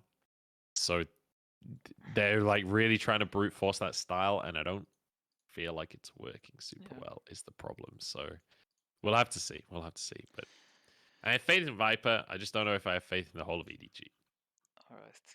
But Mako as Oh, well. Shout out to boy. Mako. We haven't talked about Mako. Viper and Yeah, Mako, Mako. sick 2v2, by the way. Big. But Fucking disgusting. Easily the best 2v2 in the world. Like, Yeah. easily the best bot lane in the world.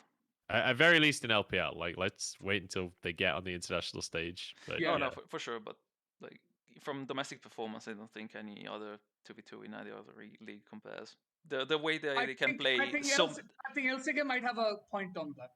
I don't know. You're Might talking have about Duck one. Down. they're You're talking about Duck Down, they are aren't you? so No. they're so versatile. But It's Teddy Carrier. Oh, Well, yeah, but okay, that's a different can of worms. yeah, we but can talk that's about not when we because talk of about Teddy. It's LCK. because Carrier is an absolute turbo smurf. Oh, So Carrier is an uh, absolute Upset and monster. Hillesang also Oh, worth absolutely, I'm mentioning. making a case too. Holy shit. yeah. Okay, Anyway. so let's move real quickly to just let's throw out a prediction: TS versus Suning. Who gets that? 'Cause Suning. I feel that's gonna be super 3-2. spicy, and not just Suning because 3-2. Suning Suning 3-2. 3-2. The Mojo match, man. Oh god. Yeah, it's the torture. I have to Miles? believe. Okay. Sorry, go on, Miles. Go, you go. Miles. Let's Me? Munch last. Yeah. Man, I don't know either, dude. I don't know. Maybe Suning's a lot more reliable, and I will, I will actually go towards them. And That's pretty much why. 3-1. But Really? man, if TS is on a good day, they can take it. However, they also kind of do have a mental block against Suning. Yeah. So I don't know. I think you guys are on the hopium on this one. My heart says Suning. For Suning to make it to Worlds, I need Suning to win the series, right? Yep. I'm pretty sure. I think they can maybe make regionals if not, but it's gonna be hard.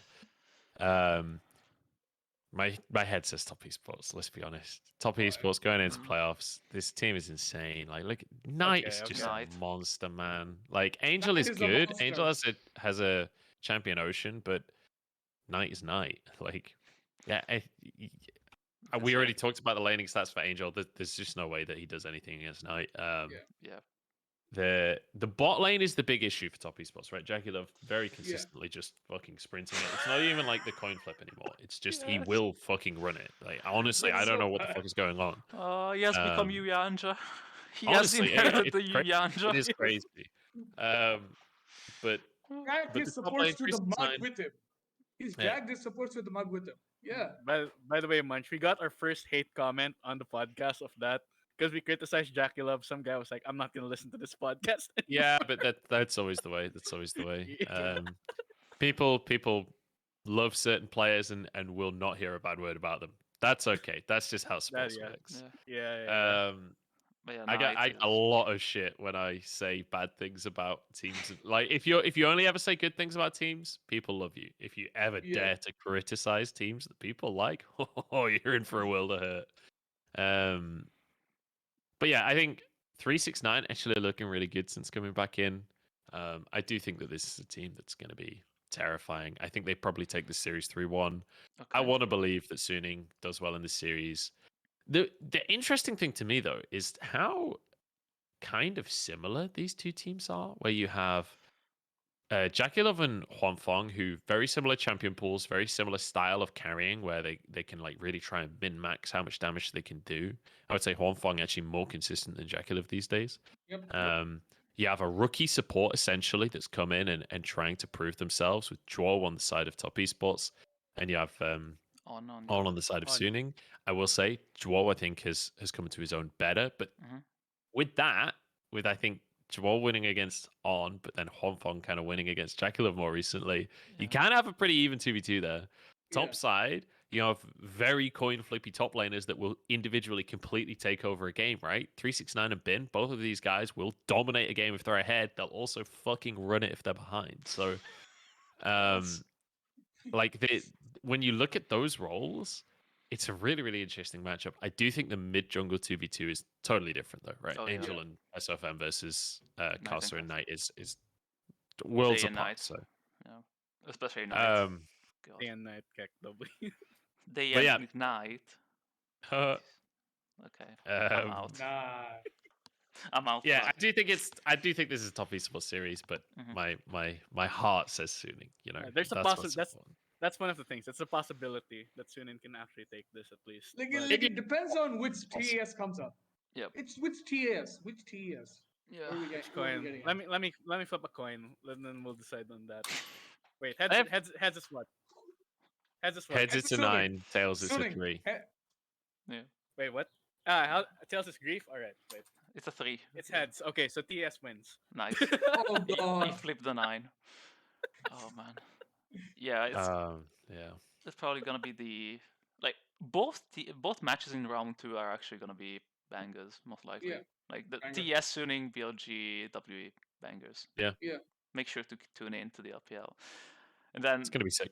yeah, Is there and then one last thing we haven't talked about before we end we the haven't thing? talked about FPX and RNG, but I think like by now their resume in the Does they season speak just for themselves? yeah, they speak for themselves. Like That crack. Let's make our World's predictions then. Let's just go for World's predictions. Let's Worst do this. prediction, I have FPX to win summer.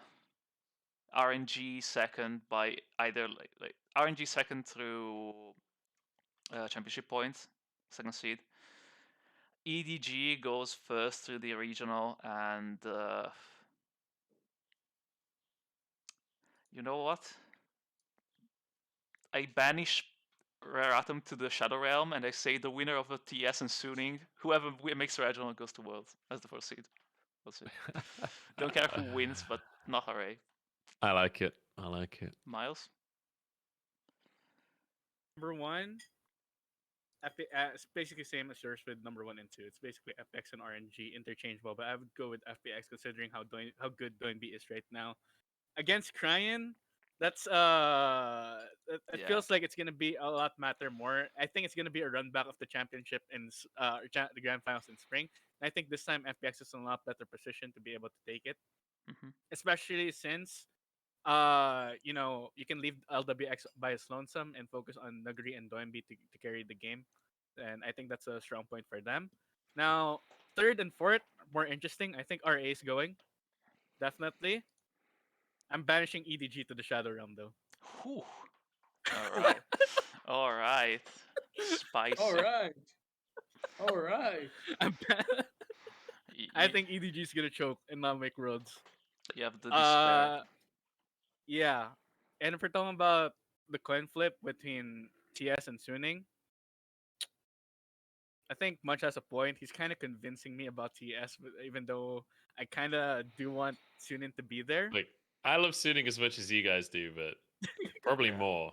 I think we're being fairly unrealistic about Suning's chances on this Yeah. podcast. Yeah, okay. Fair enough. Hope. Okay, so Let's all hope. I got FPX, RNG, RA, and TS. All right. Slayer? Well, I guess I'm drinking some hopium then. Okay. I think EDG is going to win Summer Split. Oh, Really? Yes. That's Yes. okay. Because I believe that with enough prep time, with the new patches and all, EDG will come more prepared and more geared towards the current patch as opposed to how they've been playing the last few weeks. I think they'll have more preparation, more time with the bye weeks, with some time to see these teams how they play. I think they're gonna be more prepared to say, okay, let's go. Second will be obviously I think it'll be FPX based on championship points. RNG will go third, stomp the first series in regionals.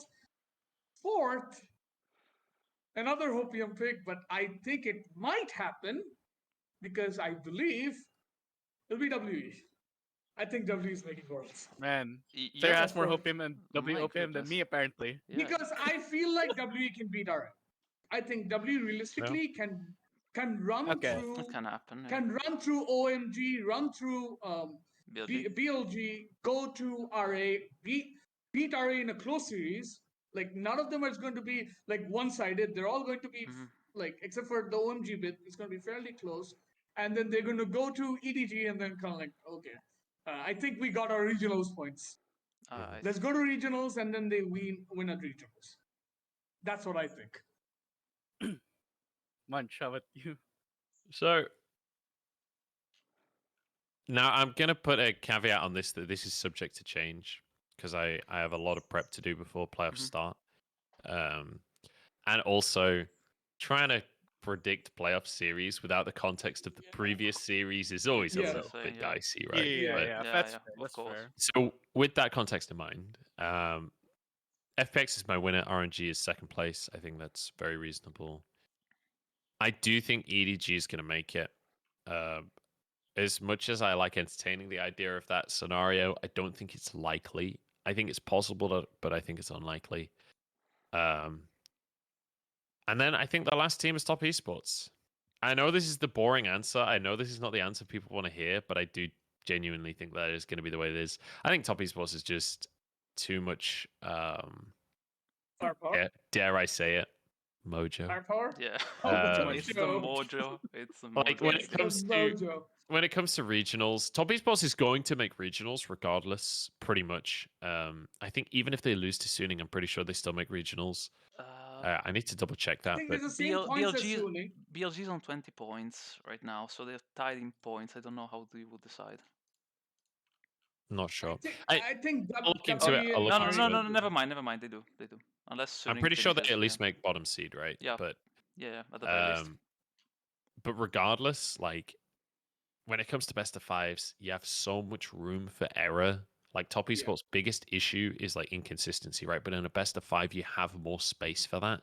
You can figure out how your opponent is going to play, what you need to draft, and how you need to win. Like we saw against Fnatic, right? We saw the terrible version of Top Esports against Fnatic.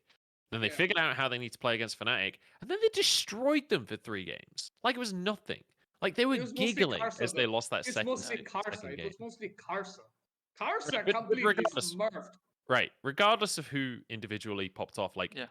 it's that strength of Mojo. character that they can be going 0-2 in a best of 5, literally laughing about it on the webcams, come into the next game and just fucking destroy them, right? Like that is a characteristic and an ability that only a very few teams have. Yep. Top Esports Sure. is within that category, right? There's Yeah.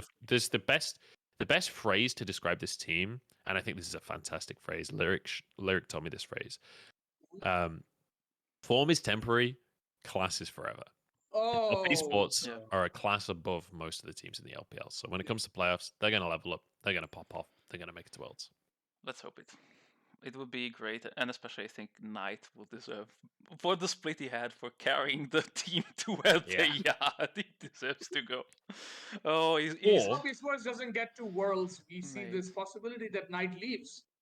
Well, the thing is, Yeah. if they actually don't make it to Worlds, it's just going to be Top Esports is the 2021 version of 2020 IG, IG. right? Yeah. Where you've got Oh. Rookie desperately trying to make it and everyone on the team actively griefing him as much as possible. Oh. And this year we've got Top Esports Knight desperately trying to make it and everyone on the team just griefing him as hard as possible.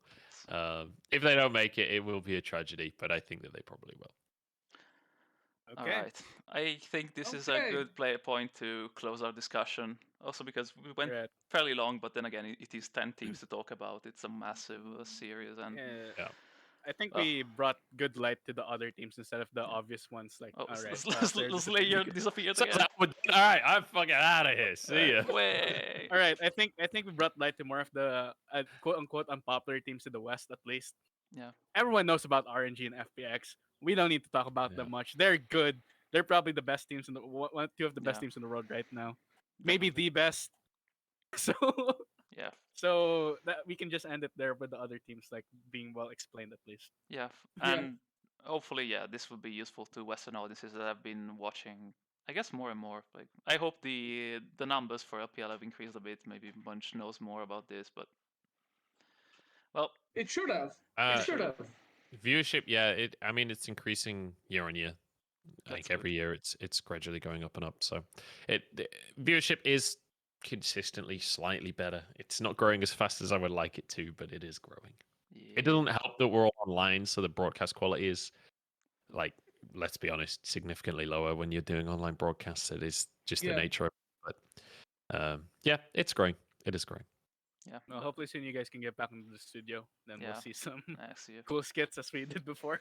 Oh, That'd be Also, super get to fun. Worlds, man. We want you guys at Oh Worlds. yeah, Yeah. we do want you guys at World. So hopefully you guys Yeah. get the opportunity soon too. Praise Fingers for crossed. LPL casters of worth.